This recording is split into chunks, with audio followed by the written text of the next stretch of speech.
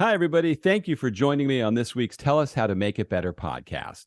Do you watch a lot of those building and remodeling shows on television and think, hey, if I do a project, it's going to come out just like it does on TV? And then you try it, and in reality, there's a lot of bumps and bruises along the way that you never anticipated. Well, it happens in real life all the time. And that's why my guest today, Gabriella Milgrom, has some advice that you need to hear before you build, remodel, or design anything. I'm George Siegal, and this is the Tell Us How to Make It Better podcast. Your home is probably your biggest investment, and every week we show you warning signs and solutions to help you protect it. Tell Us How to Make It Better is partnering with the Readiness Lab, the home for podcasts, webinars, and training in the field of emergency and disaster services. Gabriella, welcome. Thank you so much for joining me today. Thank you so much for having me. Now, I love reading about what you do, and there's a lot of questions I have for you, but the first question I want to get started with is about the process that women go through in designing or remodeling their dream home. You say that sets them up for disappointment and failure. Why is that? I chalk it up to the overabundance of design gurus that are out there and influencers on all your social media feeds, as well as the rise in design TV shows. There's been a lot more over the years. I grew up watching the HGTV, so I'm not going to bash them, but there has been different shows that have come out through the years. And because it's snippets and it's kind of like snapshots of what's actually going on, there's not a full overview and a full picture in terms of what the whole process looks like. So we are led to believe through online social media, little snippets, magazines, and all of these design shows that we watch, that that's the actual process. You think of an idea, you go image sourcing, you start finding those inspiration images, you go hunting for those perfect pieces, and it all just magically kind of comes together in the end. And in reality, that is not the case at all. And if you proceed down that road, you're going to be set up for failure because you're not actually hitting what needs to happen in your project. Yeah, I totally get that. And I think anybody that's ever built a house probably knows that they have to take certain liberties to get their show in a certain time frame and everything that happens on there. But so much of that is unrealistic. Mm-hmm. So how do you then get people focused in the world of reality? How do you get them to tackle a project and actually know what they're getting into? Well, there's two ways. I mean, a lot of people, and this is why I've actually split my company. So I have my company where I am a design studio, and you can engage me as an interior designer in either a full remodel or a new build, and I will help you create your dream home and provide you with all of the documentation and the specs and everything that you need to guide it into light, as well as help you with the construction so that you don't end up with a bad seat of a contractor. But on the flip side, not a lot of people like to go that route. They either engage contractors that label themselves as design build or just contractors directly, and then they're left actually doing the design because it's what they want to do and they think that it's going to be this easy process. But when they go about it in the wrong way, which means that they're just looking at the aesthetics, they're missing out on all of these valuable resources and questions that they need to be asking in order to actually create that dream home. So we're not talking about priorities. We're not talking about function. We're not really getting into the nitty gritty. And because you're not working with a professional, you don't really know what those questions are that you need to ask yourself. So then you're not really lining up what that design needs to do for you and your family and your home. How much does resiliency play into what you're doing? I know most builders are not going to put in all the safety features that we might need. They're not necessarily concerned that house is around in 20 years. Or if the hurricane comes or the flood. How much do you factor in? Not only are you building your dream house, you actually want your dream house to survive. Oh, very much so. And and that goes into understanding the hiring process, irrespective of whom you're engaging.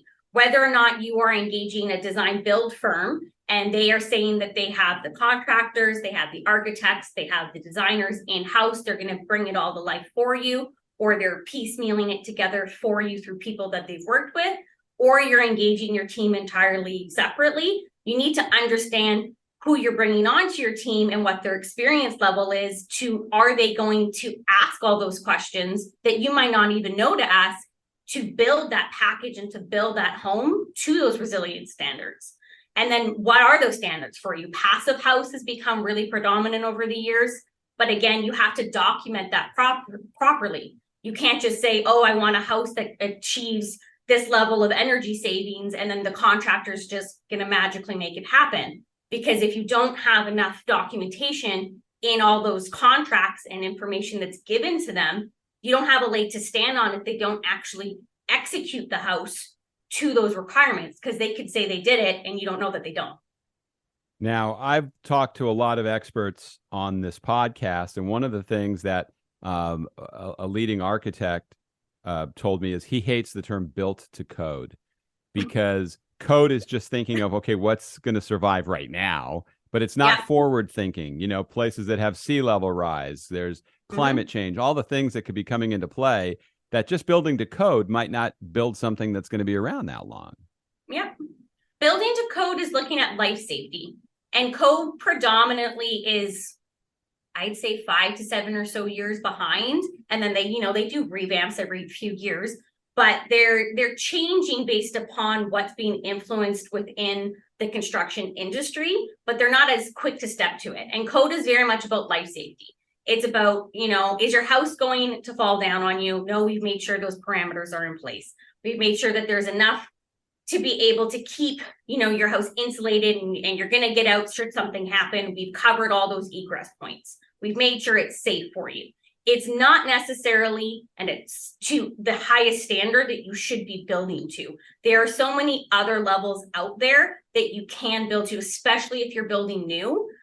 Doing a large remodel or a renovation on an old house is a little bit trickier when you start looking at upgrading all of your systems and everything in order to achieve these different life standards and energy ratings, but it can be achieved. It's just more costly. So it really, there are other options available for you. And again, that comes down to researching your team and saying, this is what I want, and then having them be able to say, okay, this is how we're going to deliver it. Now, how has having a construction industry background helped you in what you do? I think it would be a huge benefit for you knowing what that other side is really like. Oh, very much so. And I always kind of felt like I was a little bit of the black sheep in the world.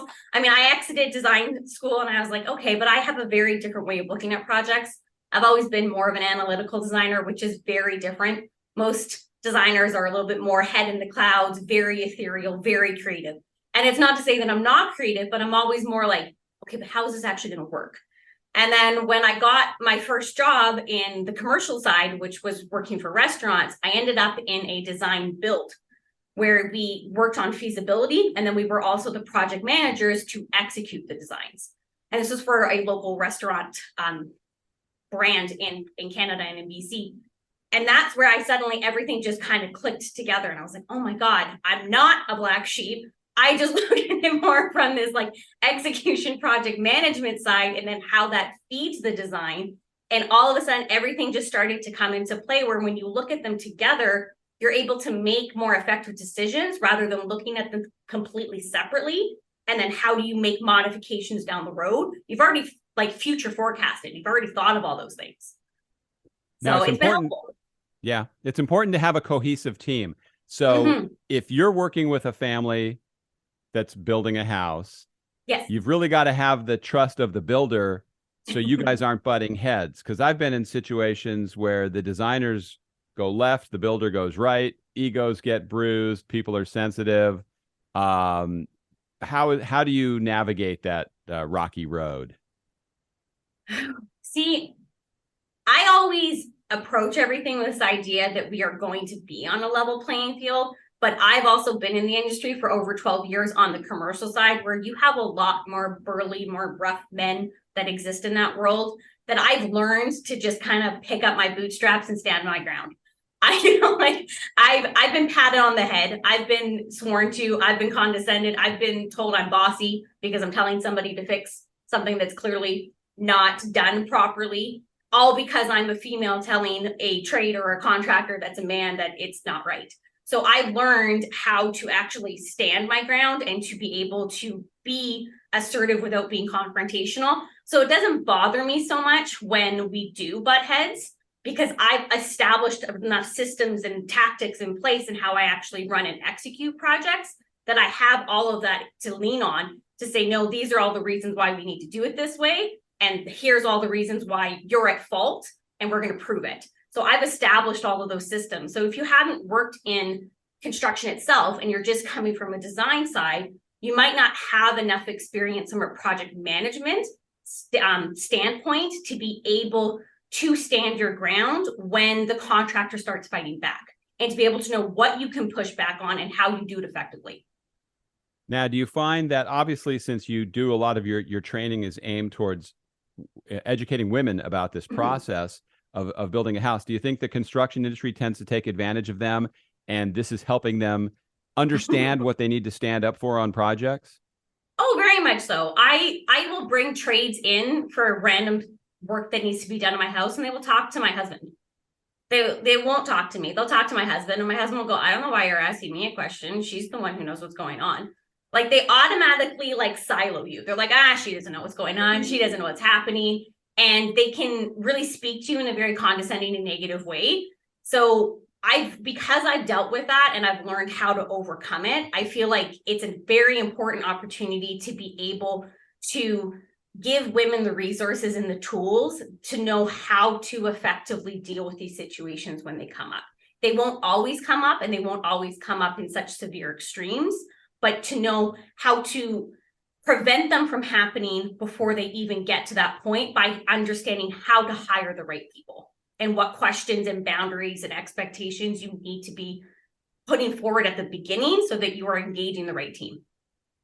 Now, if I hire you to build my dream home, how important is it for me to forward think, okay, this may be my dream, but I may sell this house in 10 years and nobody else might have the same dream. And now I'm stuck with something that was just in my head, but nobody likes. How much do you have to dumb it down or make it a dream that everybody could enjoy, or at least a broader sector of people that might buy your house? So it's a little bit of half and half. It really depends upon the longevity that you plan to be in a space. If you are looking at your home and you're remodeling, obviously that's a hard question to ask, because you could be like, I'm going to be here forever. And then 5 years later, something happens and you have to sell your space. Totally understandable. But if you are buying a property and you're remodeling or renovating or building something new with the intent that it's going to be a flip, or it's going to be a short-term thought process, and then you're going to go on to something else, then you do need to be paying attention to stats. So you need to be looking at what is typically within the neighboring region in terms of bedrooms, bathrooms, square footage, etc. Not necessarily orientation and function of the space, so that at least you're comparable. And then you can add your flavor, your different kind of spice and take on spaces in different areas, but always thinking about, okay, if everything else in the space, say, has EV charge stations for my home, and I'm very much against it, you at least rough it in at the time that you're doing it, so that you know that the future person, it's a selling feature, for instance. If it's a house that you are going to be in for years and years, and you're like, this is where I'm staying, it's my dream home, I'm going to be here until I'm old and gray, then those factors are less important, because in 20, 30 years, no matter really what you do, design aesthetics, design interests, the way that houses have been remodeled and renovated will have drastically changed, that no matter what you do, it's going to be on the older side. So it's less of something to focus on. It seems like when you're looking at a house, or if you're designing something and you think, okay, this is kind of a bad idea, it might actually be a bad idea. So for example, I was with some partners and we were trying to flip a house in San Antonio, and we made over the house, but it didn't have a garage, and we weren't allowed to put in a carport. Well, that ended up costing us a lot of money, because the people that were going to pay the kind of money we wanted to make back on that house had nice cars, and they wanted a garage and a carport. That's what they wrote in all their comments. So there's some things you really need to think about. And again, that comes down to when you're looking at properties, analyzing stats and really looking at it. I had a conversation with the realtor a couple of weeks ago in terms of looking at, like, well, how does design and how do those questions come into play at the beginning process? And again, no one likes to hear this, but it comes down to research. So depending upon what it is that you're wanting to do in that home, before you jump the gun and you make any decisions, looking at what your options are. Go to the local municipalities and look at what building code restrictions are. Look at what your easements might be. Look at what your development permit process might be, so that you can see, okay, if I want to do this to this house because it's in dire need of a full gut job, is it even attainable? So before you even get too far down the process and you've put in an offer and it's accepted, you've already looked at, okay, I can't do these things. These are my restrictions. Do I still want to go forward with it? We also learned when you start tearing open the walls of an older house, careful what you look for. Oh, yeah. Asbestos, mold. Yeah, the whole Yeah, lot. it can Plumbing things that really. aren't up to code. And that's another thing that a lot of people don't understand is that certain aspects in your house can be grandfathered depending upon the cost of your renovation. So if you're doing small little remodels and things, they won't make you necessarily completely redo all the electrical and plumbing in your home if it's not to current code standards. But if you do a really giant remodel and gut job and it's over a certain threshold of cost, they will make you touch everything, regardless if you are not in the space. So if you don't know that, all of a sudden your costs, as well as like your entire project scope, have just drastically blown up. I started a segment on my podcast called What Were They Thinking? And a lot of times I see these things just as I'm walking around my neighborhood. There's a house a couple blocks from here, big house, big yard, but it backs up to a gas station. And you can smell gas there all the time. And they're trying to sell it for top dollar. And I'm going, what were they thinking? Did they not know there was a gas station there? Did they think people wouldn't mind the smell of gas? I mean, it's one of those things that I scratch my head and go, what were they thinking? Well, especially to build it to that level of standard, expecting to get that level of income and return on it. It doesn't make sense. And then a couple blocks from there, there's a mechanic and a tire store lot, and they're building a big house directly behind it that looks into this. And in Tampa, Florida, they're building it completely out of wood. It's not any concrete block on this house. So there's a lot of what were they thinking there. Perfect sense. I know. It's crazy. So what are some of the craziest everyone wants things? a view of a tire shop from their like living room windows, right? Yeah, well, just the smell of when people are revving up cars to fix engines and all the little things, it's just mind-boggling to me. What are some of the most crazy things you've seen or weird requests you've had from people that wanted you to design for them? Oh, I get a lot of people asking for very trendy aspects. And I always kind of look at it and scratch my head and go, like, if you're really in love with it, 1000%, I will, I'll put it into your space. But again, this comes down to this idea that it's like what you see, you think it is what you like because it's all you see. So right now we're in a black and white trend. We're in a very like glam, black and white predominance where you get a lot of brass, you get a lot of those gold accent features, and then everything is very stark white. And then you have these big bold pops of black and they're like, oh, it looks so great. And then because that is all you see in terms of magazines, Pinterest, on Instagram, it's like you gravitate towards it when not necessarily it is what you like. So I've been getting a lot of requests for that. And I always kind of question it. And I make them go a little bit deeper. I am very much someone who is pro design and design style as it comes to how it affects your life and what it works for you. So if you are someone who is very glammy and very big and bold, go for it. But if you are someone who is more, t-shirts in a bun, like hair up in a messy bun, not super over the top, then that design style isn't something that's going to sit with you for a very long time. And it's going to be very costly to replace it. So that is one of the biggest things I've been seeing recently is just this like over predominance in trendiness. Now, lighter color exteriors of houses seems to be the dominant thing here. But there's a house that was just built a few blocks away that my wife took a picture of today that is completely painted black. Have you seen that? Oh, yeah. Black or dark gray. Very, very dark. Why? Why did they do that? It's the black and white trend. Someone decided that black as a massive feature on everything or bringing black into accents. Like say you have a very brick-faced, very kind of historic looking house. And then you're like, oh, I'm just going to paint my garage door and like my window frame's black. It doesn't fit anything else, but people see it and they're like, that's what I'm going to do. It's a trend. Unfortunately, it is what people see. It's the same thing as modern farmhouse. Like what, 5-7 years ago? How many modern farmhouses do you have in Florida? Because we have a ton up here. Like everywhere. We're seeing a lot of them, and I do not understand that because this is a tropical feeling place. There's no farmers in my neighborhood, and I don't understand that. But the house completely black. I'm not just talking a garage. The whole house is black.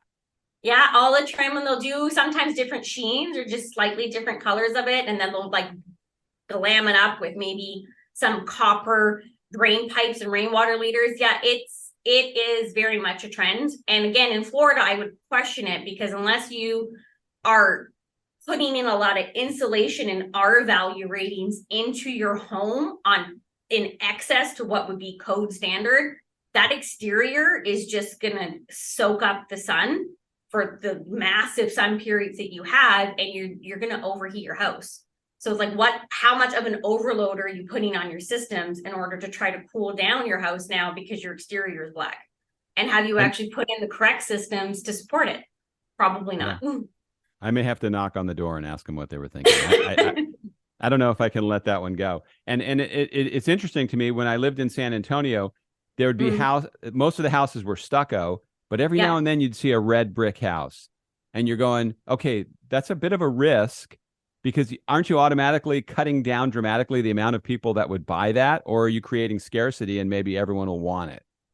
Yeah, I mean, you've got building, I wouldn't call them standards, but building materials that are more typically used in specific regions, because it is what is more abundant. So up here, I'm in Canada, I'm in BC, we have forests, we have wood abundance. So the way that our houses are more predominantly built is more wood frame, and it is more your wood siding, or now it's kind of your composite material siding that looks like wood. That is more our aesthetic, and then you'll add in kind of layers of brick and stone to jazz it up. But in other areas, more in the South and in different parts of the US, you have your brick, because that is what is most like the building material that you can find more readily available. So it's not necessarily a bad thing. It just, like, you always have to think about what's in your market as well as what your costs are. Because if it's not a building material that is standard to your location, you are going to be paying more for it. And that goes throughout anything that you put in your home, in the interior or the exterior. If the species of the wood that you're putting in your floors is not native to your region, you are paying a whole lot more.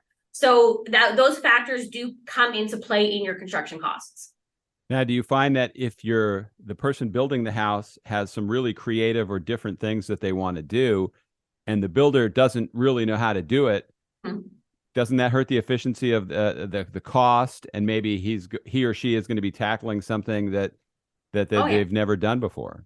Very much so. I just actually read a recent case. It's based in Australia, but a recent case study where a contractor was engaged to execute a passive house, but they didn't understand the insulation and the R rating values and all the building wrap process that was required, and actually to achieve these energy standards for a passive house.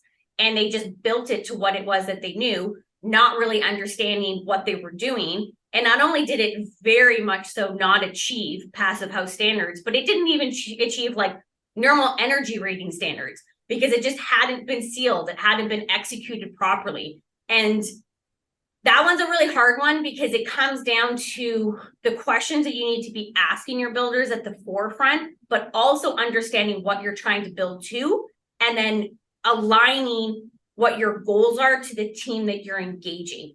And yes, you would pay more if you had actually engaged a contractor who knew exactly how to do that, but you would also be getting what you wanted.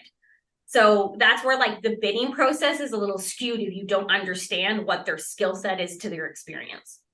Well, I think the real estate market here and in a lot of places in the United States is so competitive that people are afraid sometimes to ask too many questions, because they really just want what looks like the eye candy of the finished product. But what I've learned, and I'm like a walking lesson for this kind of crap, is that you need to know more about the building, the people that are building your house, and know the chain of command, know who you're working with, who's going to deal with your problems, what their success is. A lot of builders will give you a list of people that are happy customers. Find out who the unhappy customers are. Those are the ones I want to talk to, but they don't show you those. I mean, there's really a lot we have to do, because we get so taken advantage of by that industry, in my opinion. Oh, very much so. So if you are looking and you're hiring a contractor, there are a lot of questions you need to be asking up at the forefront. Some of the ones that I would definitely go through in the whole hiring and interviewing phase is, first off, are they licensed and insured? Because let's be honest, a lot of contractors aren't. I didn't know this at first, but I recently learned that in BC, in Canada, there are certain standards of where you sit in terms of where your contract level is where you don't necessarily need to be licensed. So Wow. you've got all of these contractors that are performing jobs that, they're not licensed, they're not insured, which means they're not bondable. They don't have liability insurance. They're not licensed in the municipality to do the work. And that puts all the onus and the liability as well as the responsibility on your shelf. So I would never proceed with a contractor like that. There are ways of finding out in terms of online. It's like the Better Business Bureau and stuff. They will have classifications. And when you ask the contractor, they should be willing to provide you that documentation upfront. And if they're not, it's probably because they don't have it. Second, to your point, would be have they worked on projects of similar size, scope, and budget, and then getting those recommendations. And again, just because a contractor hasn't done a project that's necessarily as big as yours doesn't mean that they can't, but it is most likely going to cost them more, and it's going to take them longer to achieve it than someone who already is very skilled in exactly what it is that you're needing to achieve. So you're kind of playing with like what your level of comfort is if someone hasn't necessarily built a house to like your size yet, and you're giving them that opportunity versus someone who's already built like 15 of them. Where is your comfort level lie? And then looking at them and asking them for those referrals. But then there's all these websites out there. There's like Zillow, there's one specific to building where you can find referrals and comments and reviews on contractors. Go and find the ones that are bad and reach out to them and ask, what was your experience? What actually happened? And sometimes it's a personality conflict. And just because they didn't necessarily get along doesn't mean that they're a bad contractor. It just means that they didn't get along. Other ones to look at would be what contract type are they using? And this is a big, huge envelope to open up, because a lot of people don't understand what their options are in terms of pricing models when it comes to negotiating with contractors. And that's a big one, because they're going to sit there and they're going to say, oh, this is what our cost is and this is how we're doing it. And if you don't know what your options are, you're just going to say, okay, cool, let's go ahead and we're going to move forward with this. And then to your point is, who is on your team? Always ask for, most big construction companies will have the person who owns the company that you might be the one who you're meeting with, a construction manager, a project manager, and a site supervisor. Meet with the actual people that are part of your team. Make sure that you get along with them. And then ask the questions, what percentage are they dedicated to your project? Who is going to be boots on the ground? Who is your main point of contact? How does that communication get transferred? What part, like how does that communication get documented? And what part do I play in it? What is your response time? All of these things play into how successful your project will be, but also how less stressful and tension-inducing your project will be, because you won't be butting heads with your contractor all the time. And I have another one. Maybe you have this, maybe you don't. I would ask them who their subs are that are doing the work. Who is the electrical? Who is the plumber? Who is the landscaper? Who is the pool builder? And then look at those people, because my contention is a lot of builders will take the lowest bid for that project. So you may get the crappiest pool in the world. You may get the worst electrical job or the worst plumbing job, just because that guy was a few dollars less than the other person they might have been using. So is it possible to vet that out and ask that, or are you going to turn them off from doing business with you? I know it's very standard in the commercial world. And because I've worked in the commercial world predominantly, it's how I execute my contracts, where I will require a list of subtrades. And I will require a list of who you're working with and their contact information. And then when we go through the actual bids and we're comparing them, we are looking at those ratings and those standards as well. And if we're ever uncomfortable with who that team might be, we can sit there and we can look at referrals and also those reviews online, and we can start talking to people and say, okay, well, why didn't you get along with this electrician? What happened? And what was your actual experience? And then going from there, and you can push back. It might cost you more, but you can't sit there and say, okay, well, my preference is for you to use this plumber because I've heard great reviews from it and our past experience. They're going to go and say, well, that's not the quote we got. Okay, well, then go and get a quote from him and then tell me what the difference is, and we'll go from there. But you can push back. Absolutely, because there's not a worse feeling in the world than when your pool breaks and you hire somebody else to come out and look at it, and they go, that's the company you used? I wouldn't let those guys fill a bathtub for me. These guys are morons. You can't get a hold of them to come and even take a look at it afterwards. Yeah, that happens a lot. So yeah. Go ahead. I don't know if this happens a lot in the US, but what happens a lot here, and I'm assuming it's the same for where you are, is that people will engage contractors either as a design build or where they have everything in-house, or they are contracting out for, like, say, architects and designers where they need it. And they are moving forward with a cost plus contract bidding process, which means they are getting some information from their team and they have enough to kind of bid on it, but not fully. So they don't have everything detailed out. They don't have all your materials selected. You haven't gone and selected it yet because you didn't know you needed to. So your materials aren't picked to the exact details of where everything is being located and those connection points. That's not figured out. Your plumbing fixtures, your lighting hasn't been sourced, where you want your light switches, your amount of outlets, your equipment, your appliances, all this stuff isn't fully detailed in the package. So the contractor's looking at it and the information that's given to them is enough for them to build it, but it's not really enough for them to price it fully. So what they're doing is they're looking at rough averages. And they're saying, okay, this is the house. We have enough to build. We don't fully know what they're putting into the space because they haven't specified anything yet, but we're going to look on medium level values. So we're looking at a bathroom. We know they're going to have tile floor, and we're assuming they're going to have tile in the shower. And that's about it. We're going to price it based on that assumption. And we're going to price it at a medium level tile of, say, $1.75 a square foot. And then that's what they're holding in the price contract and the budget that they're giving you. But they're not telling you this. So then the project starts and you move forward with them. And then all of a sudden they're coming at you going, okay, what do you want here? What do you want there? What material you're choosing? How are we doing this bathroom? And they're rapid firing. You need to pick this. You need to pick that. What are your plumbing fixtures? What's your lighting? What's going on? And you're going, I thought that was all picked, but it wasn't. So then you go into this like panic mode of having to find and pick everything, and you fall in love with stuff and you start giving them specs. You start saying, this is the sink I want. This is the faucet that I want.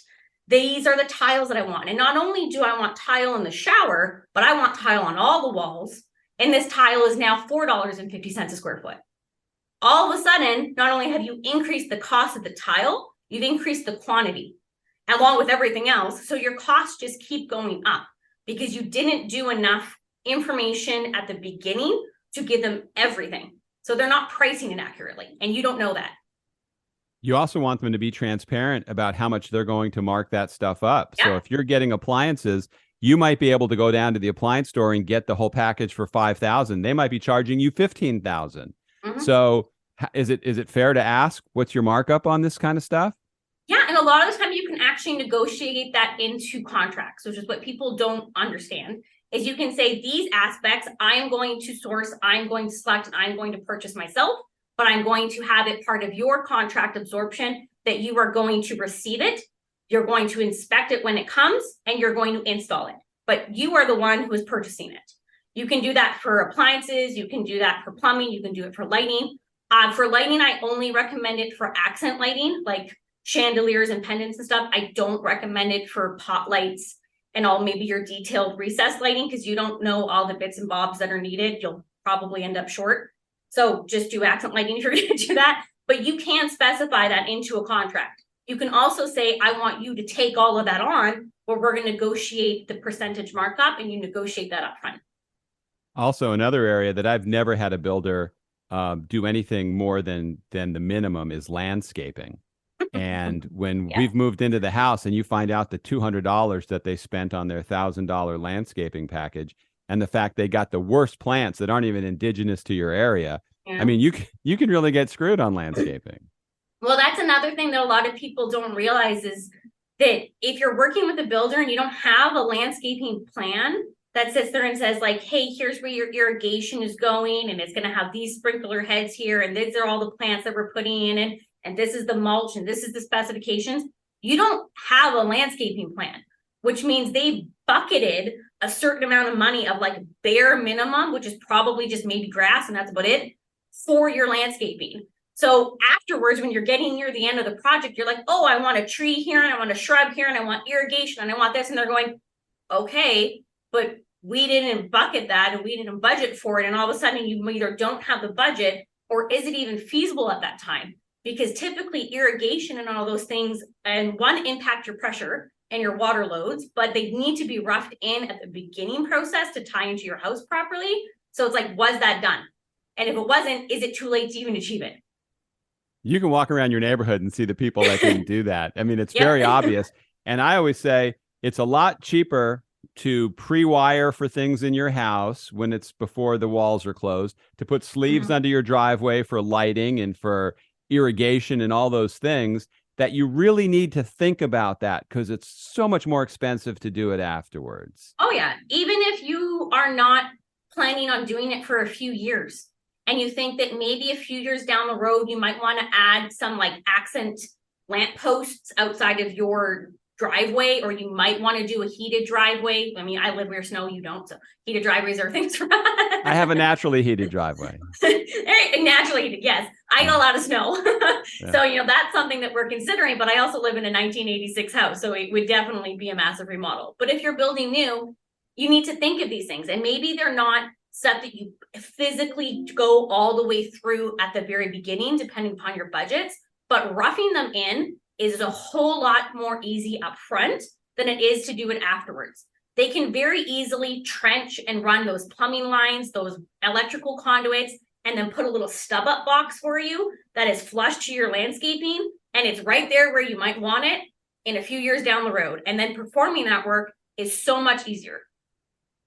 Absolutely. So I don't think any builder's ever going to want to work with me again, because I'm going to ask so many questions, and I've had so many challenging experiences trying to do that. But I would encourage people, if they're not willing to work with you and answer your questions, they're doing you a favor. Run, find somebody else, because the relationship never gets better. If you're not happy and you get married, you rarely ever get happier. You get more unhappy. The time to know if you're happy is before. What's that? That's a good analogy. Yeah. Yeah, no, it is. And, it's just mind boggling to me. So if we had to leave people with what you would think be well, before we do that, something I want to ask you about, tell me about your 3-week course. It was in your information. Yes. So it is being pushed a little bit because I am pregnant. So I have to push it a little bit because Congratulations. I was like, this is not going to happen when I want it to. So it'll be happening in the fall. But it's a free design challenge called House to Home.